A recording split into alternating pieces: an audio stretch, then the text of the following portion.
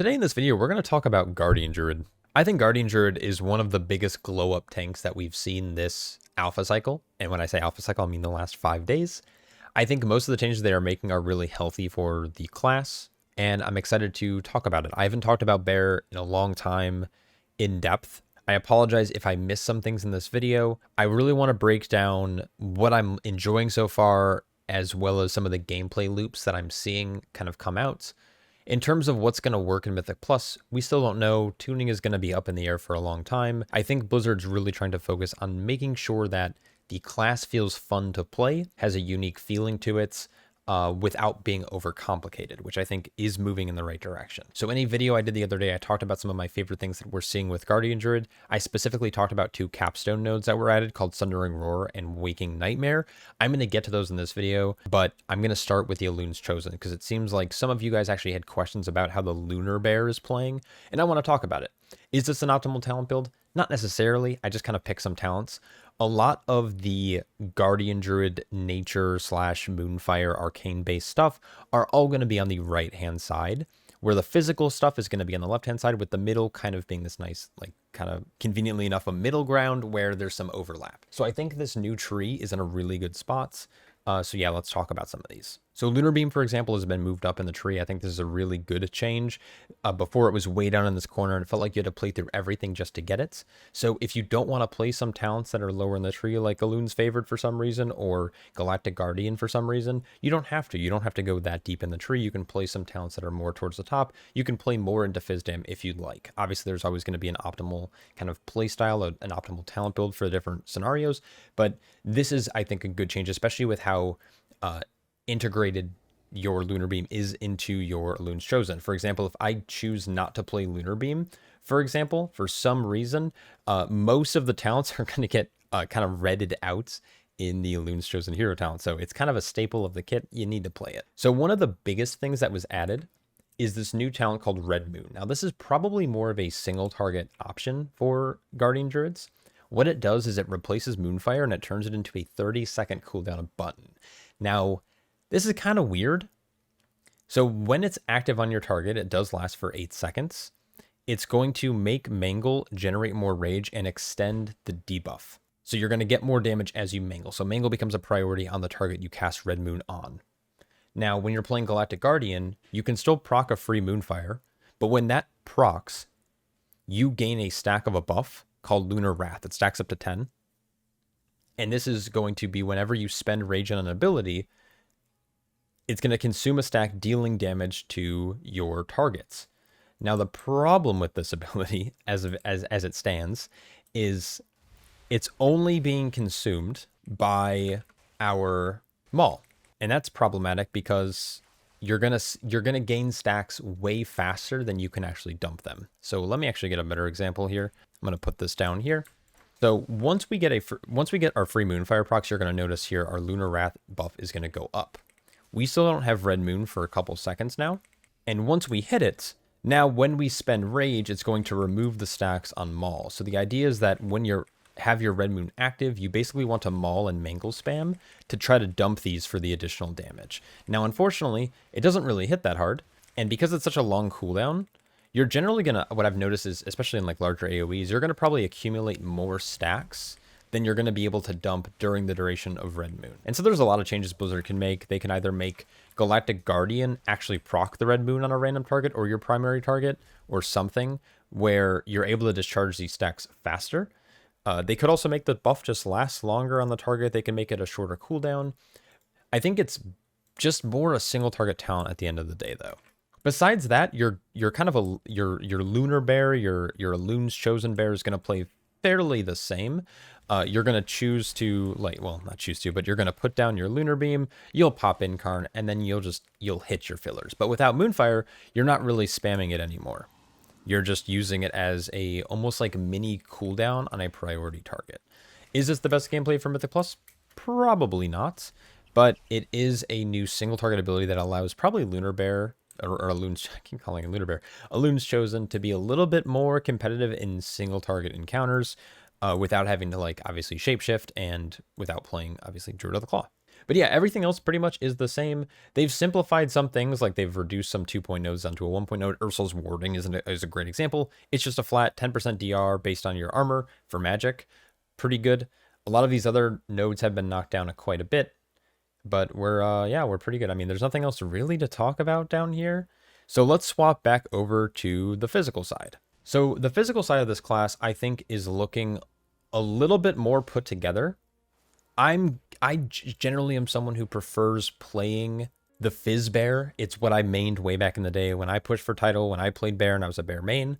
I just like the kind of physical elements of the Guardian Druid. While the Galactic stuff was always fun, it was a nice like Legion meme, especially with all the different Boomkin legendaries that people used back then. Whenever they introduced it in Dragonflight as like an actual build, I just was always kind of turned off from Bear. So throughout Dragonflight and the War Within, Druid of the Claw always felt, well, specifically Druid of the Claw was more of a War Within thing, but Druid of the Claw always felt like it was behind in Mythic Plus, so I never had the interest in playing Guardian Druid. Some of the cooler changes that we're getting is Mangle now has 2 charges, which is very good. And on top of that, when you're above 80 rage, you have the chance to activate core increase by 100%. So it's right now, like, I think it's like 20 or whatever it is. I forgot the exact proc rate of core, but basically you're being rewarded for being somewhat rage capped, which is kind of nice. And it can allow you to get some big single target dumps in some cases where you can just go like Mangle raise, or Mangle Maul. Or, of course, if you're playing Druid of the Claw, you have Ravage, which is what Maul/Raise turns into, which I think is a really rewarding kind of feedback loop. Obviously, you're also going to want to maintain Iron Fur, which is kind of the normal gameplay loop of Guardian Druid, as it's probably pretty standard. A lot of people just macro Iron Fur into a lot of their abilities just to make it easier on the APM. Kind of requirement to play Guardian Druid. Something else that they added that I talked about is Sundering Roar just does big damn. When I say big damn, it doesn't really. So Sundering Roar is a really cool ability because it has a couple interesting components. Basically, it increases the cap of your Thrash by 5. So if you're playing with Flashing Claws, it's going to stack up to 10. If you're playing without Flashing Claws, it's going to stack up to 8. But when you're playing something like Rend and Tear, you're gaining additional DR as well as additional damage for that duration. And then when this debuff expires, basically, after the 12 seconds, the remaining damage of those additional stacks erupts, dealing like burst damage after a little bit of time. So it incentivizes well-executed thrashes. You can pair this generally with Incarnation for some kind of good burst. If you see here, like I can pop it with Incarn, like we'll get a few things rolling here first. But basically you Incarn, and then you'll thrash, then you can roar, and then you're hoping that inside of this kind of CD that when you do thrash, you're going to get those kind of free thrash procs. Fingers crossed, obviously. Sometimes you can low roll on it, but then you're going to get that burst of damage here after that debuff expires. And this is a 1 minute cooldown. Incarn is reduced based on the rage that you spend, which give or take on average is going to be reduced down to a 2 minute CD. So again, looking really good. I just like how Guardian Druid feels. And then of course, Waking Nightmare is a fun little passive that I don't think it really be optimized. And it is currently bugged where if you do happen to spawn multiple of them, that would in theory be a massive damage gain potentially, but only one of the Waking Nightmares will actually deal damage. So I don't know if that's a bug or if it's intended and you're never really meant to have more than one. So we're going to have to see on that front. But overall, I think Guardian Druid's feeling really, really good. I haven't really played it in dungeons because I have to level up. I have to get to 81 before I can queue. But generally speaking, I think they're really splitting the Elune's Chosen and Druid of the Claw into almost the same talent tree, but like pretty diverse. There's a little bit of overlap in the middle, and I'm really glad that they found their way because Guardian Druid in its current iteration, you have to spend 3 points in Berserk and then 2 points into Incarn to make it an actual viable cooldown, where this new tree really cleaned up, I think. I think it cleaned up a lot of the dead talents that no one really played. It cleaned up the really wild Berserk nodes. Now, you're not gaining haste from Berserk anymore, but that didn't really matter in my opinion, as much as like the reduced cooldown and such. So yeah, overall, Guardian Druid is looking super, super good. The couple of things I do want to mention as well is Survival Instincts now just has 2 charges, which is extremely beneficial. You're also going to probably play Dream of Cenarius based on the top of our tree's pathing, which means that you're going to randomly get Wild Growth procs that you can use to off-heal yourself or an ally. You're also going to have access to something like Reinvigoration. So when you do Frenzy Regen, you're also going to regrowth and rejuve yourself for 200% effectiveness, And on top of that, it's also going to proc Forest Walk, which increases your healing received and movement speed every time you Frenzy Regen, which I think has just a really cool synergy. I know this is probably a thing on live, but I think this synergy with a couple of these talents is really, really healthy, and it turns Bear into like this kind of powerhouse, but still simple tank. There have been a removal of some things. For example, Renewal is now gone. It's now just going to be Asenia's Renewal, which is a random proc when you take more than 12% of your max health. So not a terrible choice. I liked Renewal back in the day, but again, it was an extra keybind you had to kind of keep track of. Now they have the capstone to Heart of the Wild change. It's been reduced to from a 5-minute down to a 3-minute. I personally don't think it's that strong.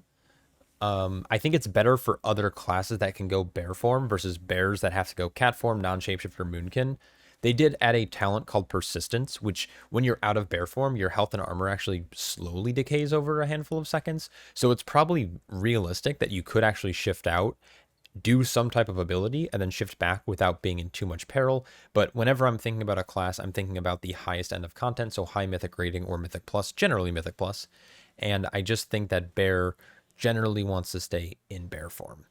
But overall, great changes to the tree. One other thing to note is that as we level, you're going to first gain a spec tree point, then a class tree, then a hero talent. And so you're going to end up having 4 more choices in your spec tree, including apex talents. And then you're going to have 3 more in your class tree. So if you wanted also Typhoon, Gale, and Innervate, or Heart of the Wild, or some of these other nodes, you're going to be able to pick up plenty without having to dig too deep. And you're going to have just access to more in your kit generally. So overall, it's going to be pretty good. So if you're a bear enjoyer, I think this is looking like some of the best changes they've gotten, and it's long overdue. I think Guardian Druid, I feel like the last time they were updated was back in like middle or early Dragonflights. I think like 10.2 or 10.1. Whenever Guardian Druid was like meta with the AUG season, partly due to AUG, I think that's the last time we actually saw big changes to the Guardian Druid, so this is a welcome change. Anyways, let me know your thoughts down below. I hope this answered some of your questions, and if you want me to test anything in the future weeks, please let me know as well. Thanks so much for watching, and I'll catch you all in the next one. Peace.